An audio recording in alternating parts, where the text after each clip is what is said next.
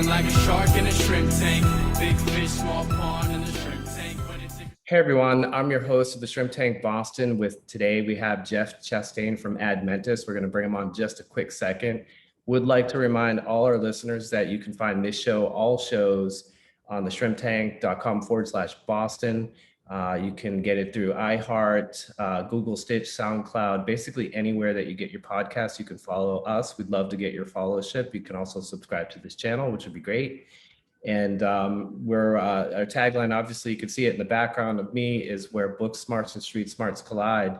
Today we have Jeff from Admentis, and he has a vast level of experience with some of the most successful business people across the country. I'm going to talk about some things that are really interesting about growth and how to break out of some of the ceilings that some folks have when they're running their business, and to have a growth-minded mindset and some of the skills and attributes that are needed to achieve those goals. So with that in mind, Jeff, it's really awesome. You're actually in Texas today. I'm here in our office in Boston, but welcome to our show. Hey, thank you for having me. And honestly, I love the tagline there, because there's many different business owners I've talked to. Very few have actually a business degree, business background kind of a thing. Entrepreneurship is so much learn on your feet kind of a thing there. So I love the tagline there.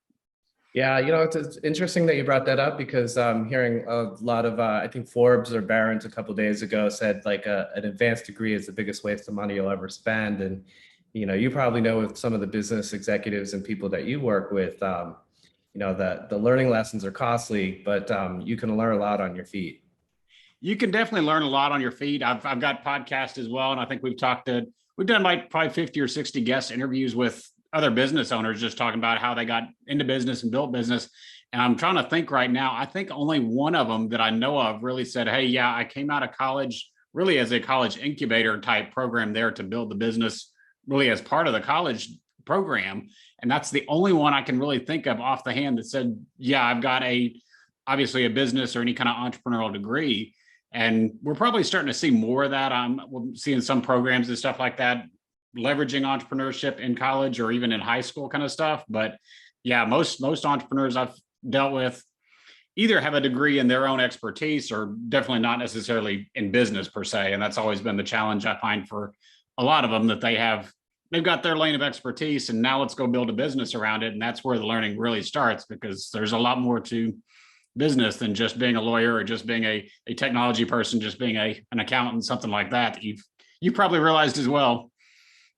Yeah, 100%. I mean, it was funny. I was driving with my son yesterday, and we were actually going by Harvard, and he was like, I was really enamored with that, being a 14-year-old, and he's talking about that. And we were like, hey, think about Bill Gates, Zuckerberg, Larry Ellison, these types of people, Elon Musk to a certain degree.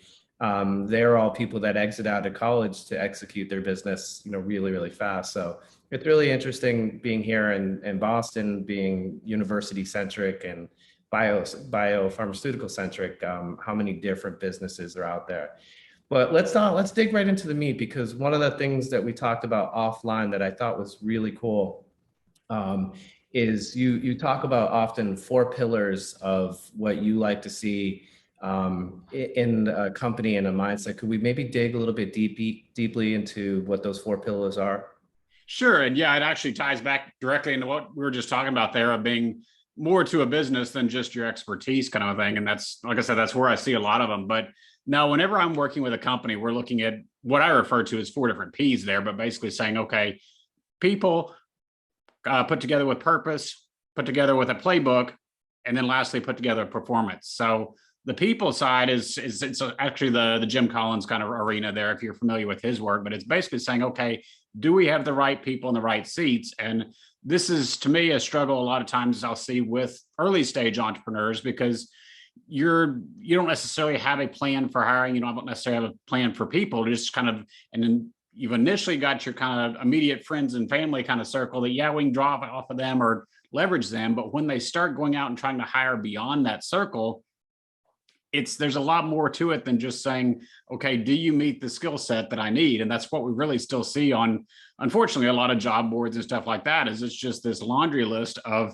do you speak this language or have this accounting degree or this whatever kind of stuff. And it doesn't talk at all about the personality side, the cultural side there, that honestly, most early stage businesses, especially, but a lot of businesses in general don't have defined. So you're just kind of throwing darts to say, okay, I'm gonna go make honestly a pretty expensive hire in most cases here to bring somebody in, hopefully do a job, but well, do they really fit the dynamics of the team? Do they really fit my dynamics? Is okay, how do we manage it and things like that? So it's interesting. Almost every business leader I talk to dealing with challenges, something like that, there's almost always a people aspect to that challenge there. So that's really a lot of times where we'll end up starting, is just saying, again, that people component, trying to find kind of right people, right seats, making sure you've really got the structure defined, you know where you're trying to go from a, say, okay, to meet these goals next year, this is the personnel structure. So therefore, where do we need to hire? What do we need to hire, rather than just going out and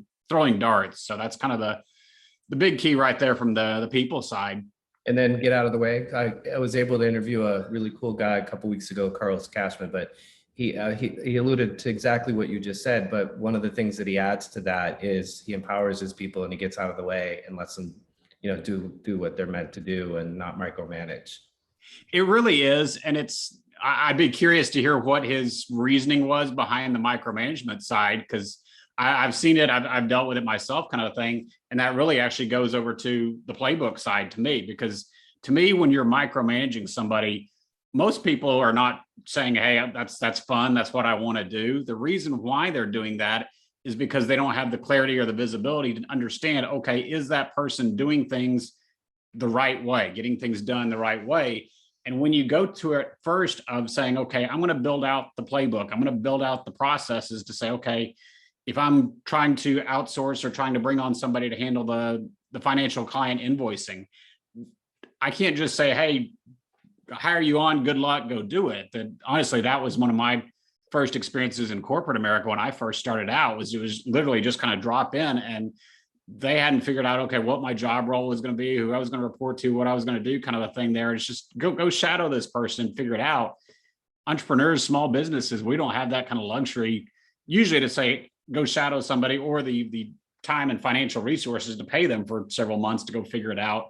And to me, that's where the micromanagement comes in, especially on the small side, is because we're used to doing things ourselves. We're hesitant already to take off that hat and hand it to somebody else. And then we want to make sure that they're really doing it our way, which honestly, hopefully we'd be hiring somebody in smarter in that area anyways that could improve upon our process. But unless that process is defined so that that person knows what the metrics are, what the key points, what the key deliverables are, if they've really got that and we trust that they've got that, we're a lot less likely to micromanage at that point. But yeah, that's one I see a lot of times. Is it seems like almost every business owner I talk to, and you say, okay, what's the biggest challenge in growing a business? And it's delegation. It's how do I hand that stuff off? And then to your point, not micromanage it after I hand it off.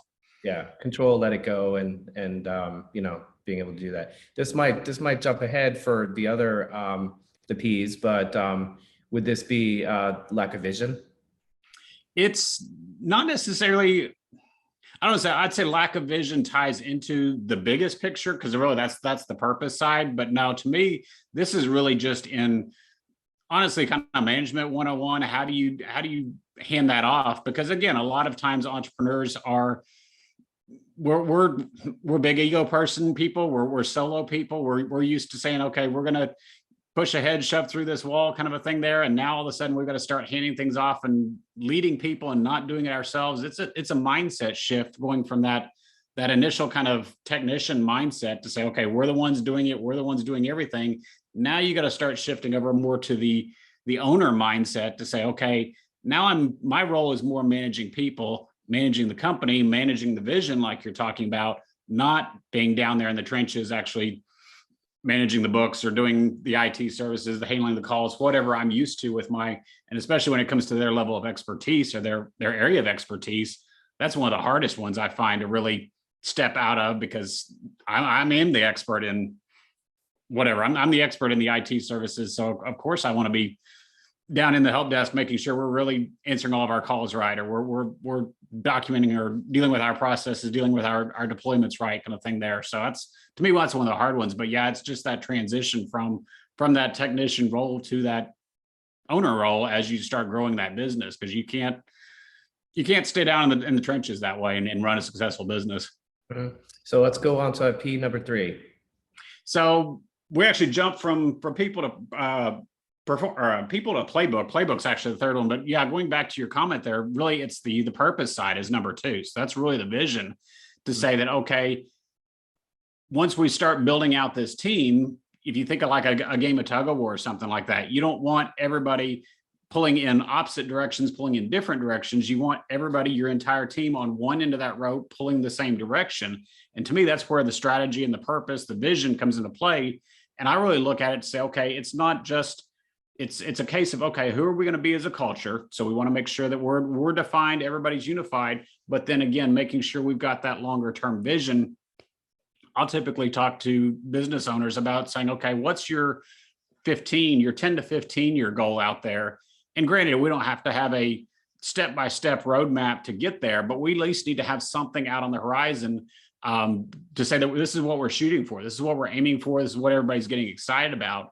You mentioned Bill Gates earlier. Always like going back to the early Microsoft comments where they said, I think it was either early 80s or late 80s or early 90s, where he was saying, okay, our goal is to put a desktop on every desk in every home in America. And at that time, it was absurd. It's like, why in the world would you ever need that? And of course, today we're looking at, I've got 3 sitting in front of me right now, kind of a thing. So it's that kind of goal early on to say, okay, that's what gets your team united, everybody excited to say, okay, I don't even know if we can do this or not, but it's at least what we're aiming for and what we're shooting for. And building that kind of system just unifies your team right there to say, pull them all together. And now we know where we're going. Mm-hmm. Jeff, what's the difference between that mission and culture? Are they the same in your opinion? No, I think there's actually differences. To me, the culture is saying, okay, that's your core values to say, okay, we're going to be an open and honest management style kind of a thing, or we're going to be a innovative kind of company or whatever. That's just, okay, who we are as a values. That's who we live up to be. Versus, to me, the vision is saying, okay, where is our plan? What's our goals to hit? That I like I said, we take it at the 10 to 15 year, and then we start backing it down to say, okay, if the 10 to 15 year is the pinnacle of our mountain, the top peak there, okay, what's that first ridge that we're trying to hit to? That if we know we can make that ridge in the next 3 to 5 years, we'll be well on our way to that goal. And then we back it down again. Okay, so what's our objectives for this next year, for this next quarter, to where everybody really understands, okay, this is the path we're on. This is where we're marching, trying to get to that overall pinnacle. But to me, that's the strategy. That's the vision side, separate from culture, although they all fit together right there. Yeah, and I think you'll be employed for a long period of time. But are you, to this day, are you still blown away that so many businesses out there don't have a business plan? Like you said, that runway, that 10, 15, quarter, whatever. It especially, I would say, honestly, it affects all levels, but yeah, especially in the smaller startups, because, and I look at it really realistically and saying, again, most people went into it with the technician mindset of, hey, I was actually just talking with a lady earlier that did a marketing firm. Her firm literally started because she was good at social media. She was good at marketing, and it was a side hustle while she was looking for her real job. And before long, it actually turned into the company and everything. But when you accidentally fall into something like that, or you go into something like that, most of the time you're just looking at, okay, what do we need to do to get to the next day? What do we need to do to get to the next client, the next invoice, kind of a thing there? You don't really typically look and say, well, okay, I'm going to step back and really determine a strategy for my company. But what you end up with is just that hamster wheel that is just, you're constantly pedaling a little bit faster and a little bit faster, but honestly going nowhere at that point. And it unfortunately has a lot of side effects. Another story, was just talking with another entrepreneur earlier this week who is 7, 8 years into his company, and they've done, I think he said $9-10 million. So good, successful product company, but never really made that jump from the early stage startup where, yeah, we're just pedaling harder and harder, to being a structured, systematized, strategized company. And because of which he's completely burned out right now. That he's the creative kind of visionary type, but he's been so embedded in the operations of the company for so long, he's done and looking for a way out of this company. It's like, you've already built a product in this case, or a service, either one. You've got a market, you've done $9 million in sales, you've done the hard part. All you got to do is figure out how to transition it to the next level. And so many people struggle with that from the entrepreneur side. And that's largely because you don't have that longer term vision or that longer term strategy there. Yeah. Yeah. And so I'm sorry, I didn't mean to interrupt you. Let's go through the other tenets that you think are really critical. Yeah. So we touched on people, we touched on the purpose, we touched on the playbook. So basically, playbook is just having documented your way of doing things, your systems, your processes, et cetera. So again, you can hand that off and really scale at that point. It's one of those things of you got the one salesperson or the one line worker or whatever. If they're the only ones that have it, we've all heard this story before. But if they get hit by a bus or they decide to take vacation for 2 weeks, something, we got to have somebody else that we can plug into that role, hopefully without all the knowledge walking out of their head. So it's really a matter of documenting and systematizing all those processes in the playbook. And then the last piece is just saying, okay, from a performance standpoint, that really everything we've kind of touched on has been plans and ideas for stuff that we're looking at, with having the right people, having the right strategy, the right vision, the right playbook. If we're not actually executing on it, so the performance side, then it's all just a dream at that point. So it's really making sure you've got the accountability in your team, making sure you've got metrics, making sure you're running things by metrics. And to me, that's another area where it helps minimize the micromanagement side of it. That if, as a business owner, if I can see numbers, if I can see trends that say, okay, everything's working, our number of defects is down within acceptable ranges, our number of incoming leads was within expected ranges, I don't have to get down in the trenches and say, okay, why are incoming leads off? Because I can stand back at that point and say, okay, everything's good right now. I got green lights across my board here. I don't have to worry about that. I don't have to go micromanage at that point. So to me, that's another area that just helps that negate that macromanagement side that a lot of people struggle with. Let's go back. So let's say as a company doesn't have their culture established, like what are some of the things or exercises that you would put the client through to really isolate what the culture is? Is it interviewing the founders and, just actually being a shrink to a certain degree? Tell me a little bit about how, if company A they don't really have a predefined culture and they're all over the map, which is, typical. What would you do with going through that process? Yeah, I was gonna say they've got a culture. It's just not well defined, or it changes on a daily basis, kind of a thing. But no, it really, I can't say I've ever heard it described as being a shrink, but it really does come down to that, to say, okay, especially with the leadership team, but even going deeper than that, a lot of times to say, okay, who are we looking? In some respects, I would say actually it's a little bit easier for a predefined company because they can start kind of looking back and saying, okay, what were the type of clients engagements that we really enjoyed? And then you start looking, okay, why did we enjoy that? Was it because it was this kind of relationship or that kind? Was something happened here? So when you've got a little bit of history behind you, it's actually easier, I've found, to go back in and figure that out, to say, okay, who are we right now? Versus the flip side is saying, okay, when you're going at it new, you define that culture up front. You go in and say, okay, these are our core values, the honesty, integrity kind of stuff, or the open, transparent, whatever. And then once you're making those hires, making those people decisions, you've already got that boilerplate to say, okay, do you fit our defined culture? So it can work really either way. It's more a question as to, okay, do you want to flat out define it, which is a lot harder for an existing company because you've got a lot of people, a lot of history kind of thing, a lot of baggage behind you, versus the smaller company saying, yeah, we can define it. The bigger company saying, okay, let's kind of figure out who we really are, codify it, and maybe steer it a little bit at that point. But it's one of those, I guess I'd describe it almost like a big ship, a cruise liner or an oil tanker or whatever. Once it's moving, it's kind of hard to change it at that point. It's going to take some time to course correct at that point if you're really going to try to make any drastic changes. Understood. So we kind of joked offline a little bit. We're talking about some, both of us have learned some valuable lessons and mistakes and things like that. Let's talk about some things in your career that, you had some starts and stops, and now Admentis is growing, and you can be very selective of who you get as a client, which is great. And we do the same thing in our day jobs.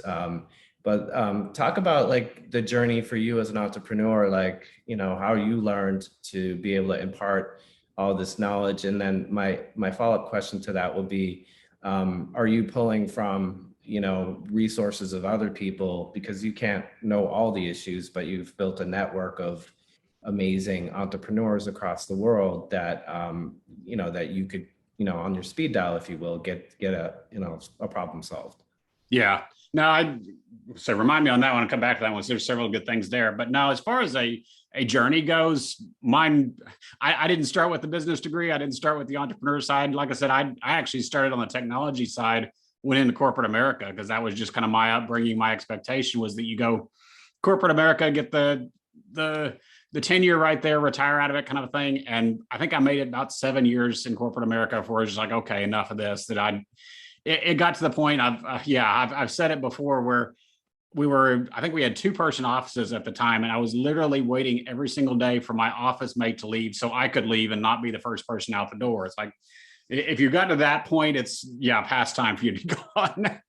But no, I took just a complete leap out at that point, went into consulting, effectively taking all the technology knowledge I'd done and doing what was today be known as fractional CTO work. So jumped straight into a consulting agency, which, even from a business standpoint, there's other pieces to a consulting agency, but to me, it's kind of the halfway in between, because I was never looking for employees. It was just me. I was out selling, trading dollars for hours, kind of a thing, which it worked for a while. It worked for early days, kind of a thing. Made some pretty good money off of it, but over time, kind of thing, started seeing really I was doing a lot with smaller companies at that point, and running into a lot of the issues that we've talked about, or that we've hit on over time, such that it's like one of the favorite stories was the 2 CEOs. One was a client I was talking with, kind of a thing, but they were out on the golf course. One of them was saying, I'm having a hard time with sales. Numbers are down. His buddy said, well, we just put in this new CRM system on our side, and it's really helping out our sales team. They're really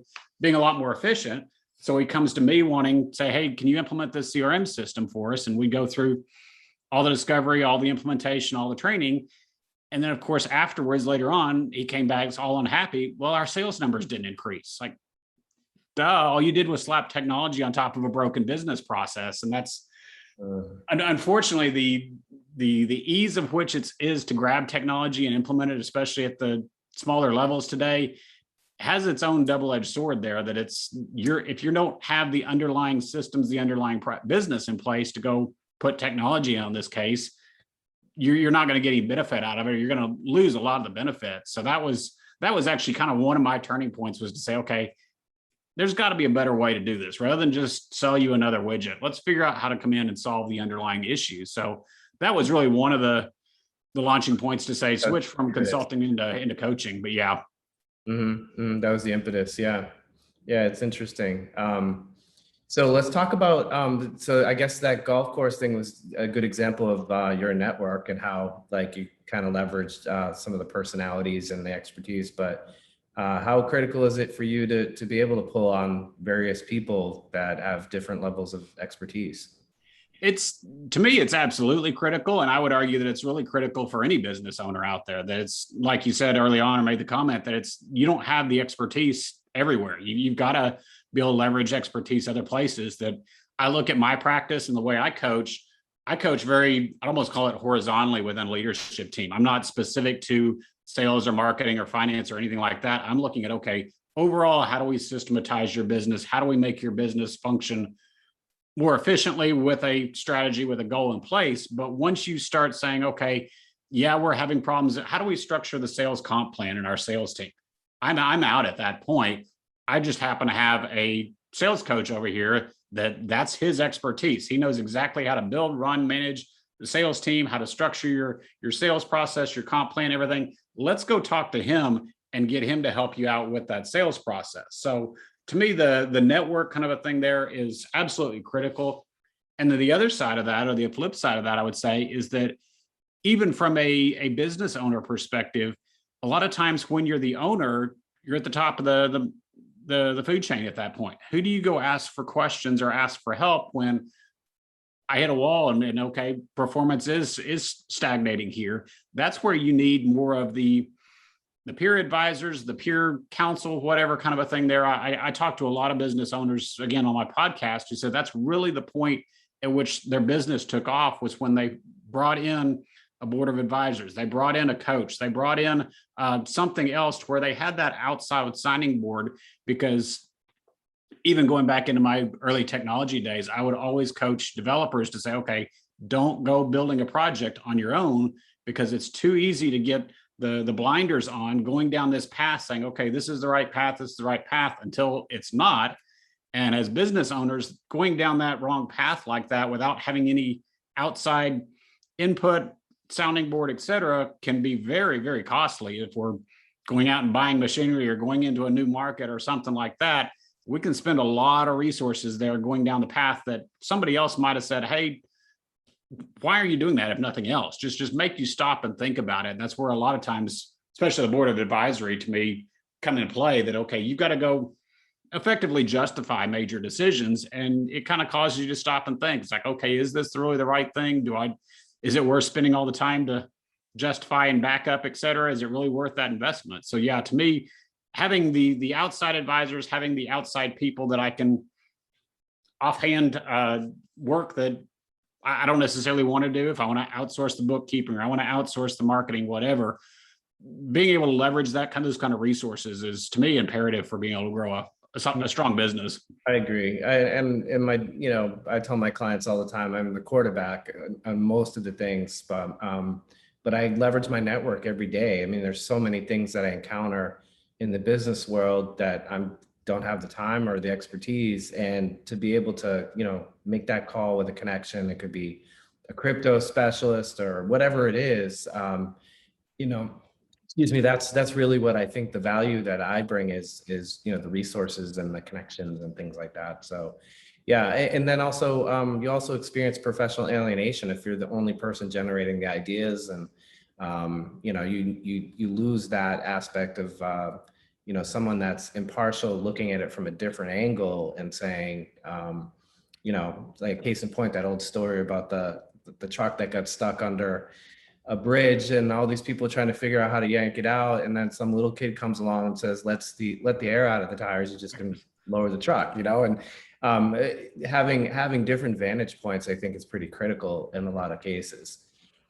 Maybe I know we're kind of bumping up against our time pretty soon, but what are some of the, maybe David Letterman asked, the top 2-3 things that you see where people are bumping up against ceilings, where, you just see it all the time, like, there's got to be some commonality of where people just get stuck, or they're just at that ceiling for whatever reason.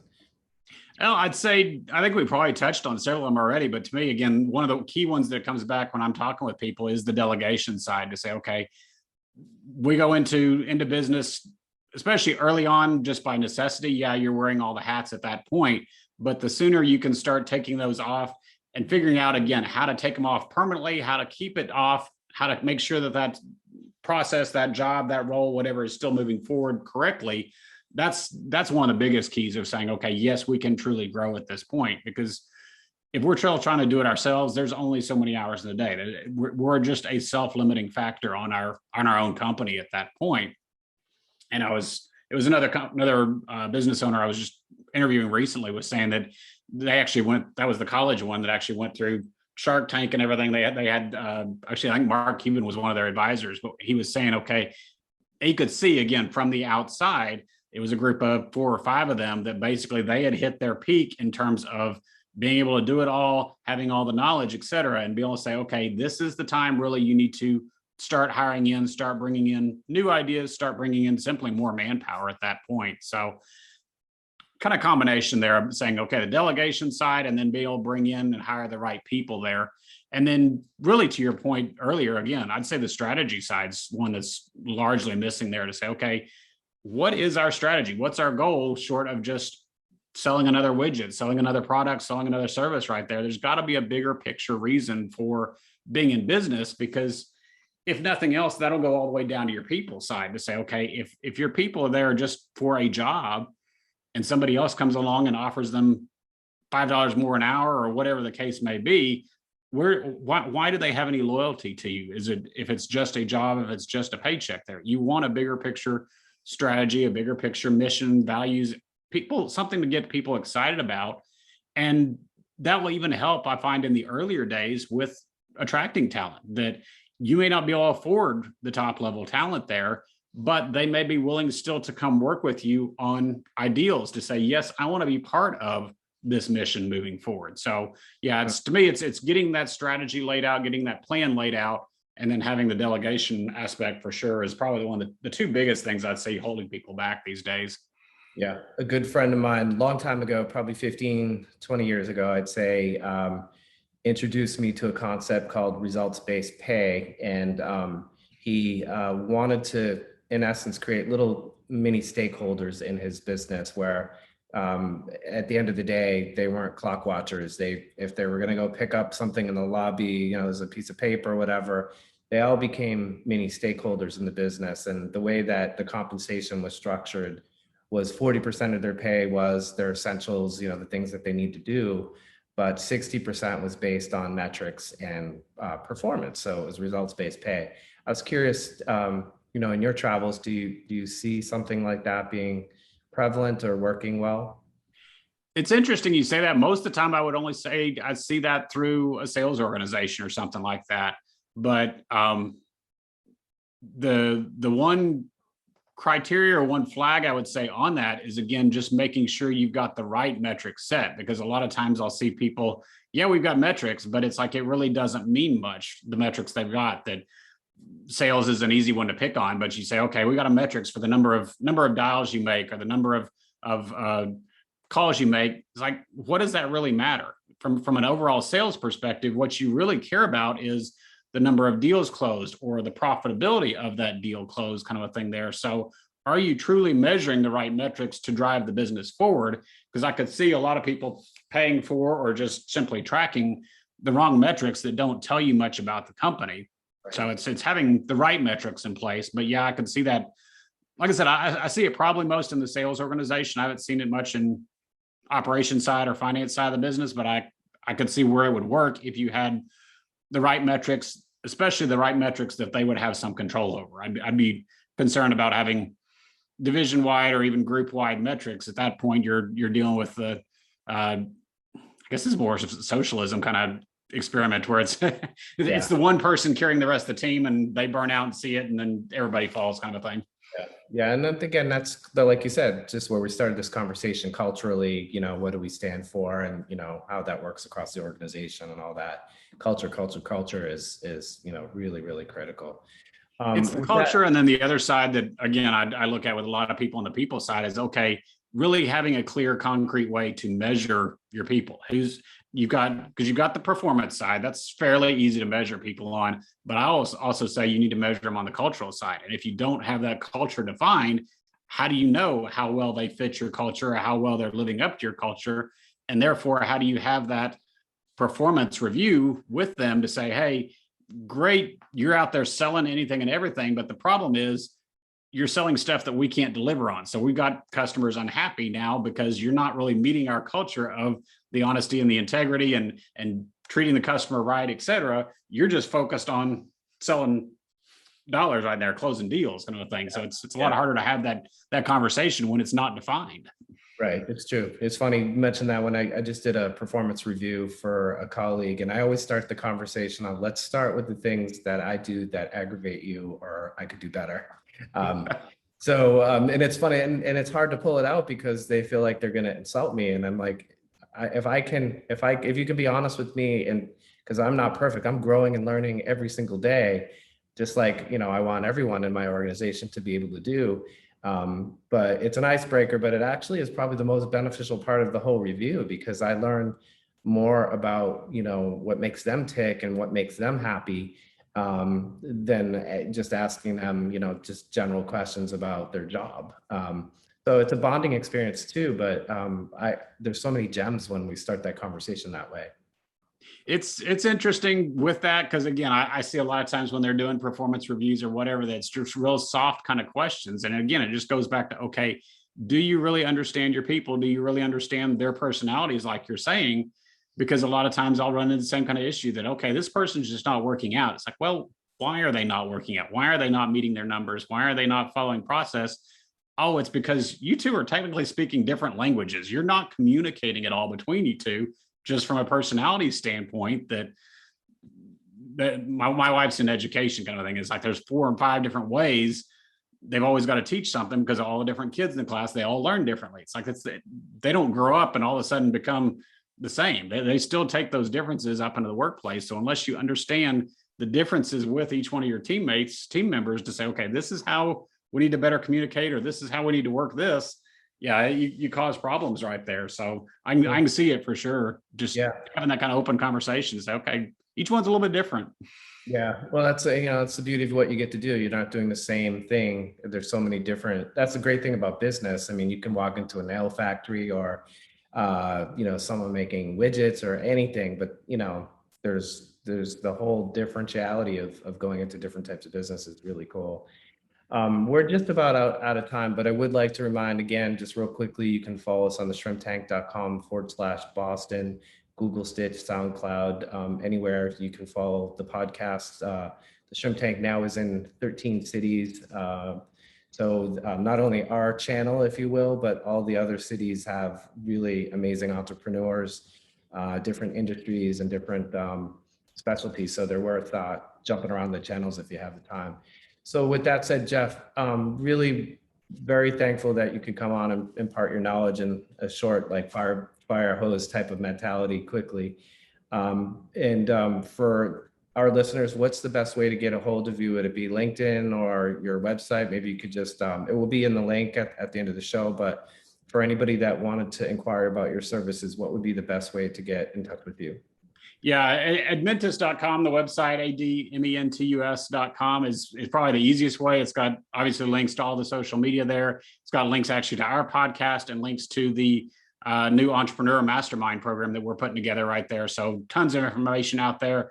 Obviously, can contact me directly there. His email address is just jeff@admentus.com. So always happy to have a conversation. Like I said, I just love hearing the stories more than anything. So I'm always good for talking with any business owners that run into challenges or looking to grow there. Okay, that's great. And very slick website, by the way. It's got a nice calendar. You can just link directly to Jeff's calendar to schedule a time that he's available. So definitely check that out if you have a chance. It's a really great website. With that in mind, Jeff, thanks so much. And I think I'm going to jump on your show maybe down the road too. So that would be a lot of fun. We can expand on this conversation. Yep, definitely look forward to it. So thank you very much. Always enjoy the conversations.